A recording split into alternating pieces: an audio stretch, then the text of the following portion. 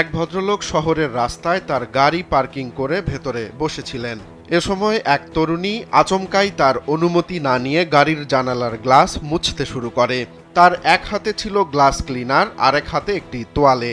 এ সময় গ্লাস নামিয়ে গাড়ি মোছার কারণ জানতে চাইলে তরুণী ওই ব্যক্তির কাছে ২০ পাউন্ড পারিশ্রমিক দাবি করেন। কিন্তু গাড়ির মালিক কোনো প্রকার অর্থ দিতে অস্বীকার করলে তেড়ে আসেন তরুণী। তর্ক বিতর্কের এক পর্যায়ে সে মালিককে গাড়িটি ব্লক করার হুমকি দেয়। হুমকি পেয়ে ভদ্রলোক তার মোবাইল ফোন বের করে পুরো ঘটনার ভিডিও ধারণ শুরু করেন।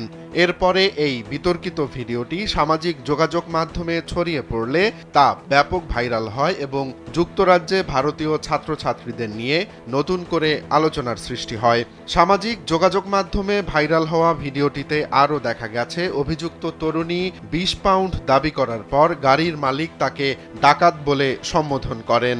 গোলাপি রঙের একটি হুডি পরে থাকায় তিনি তরুণীকে গোলাপি ডাকাত বলে মন্তব্য করেন।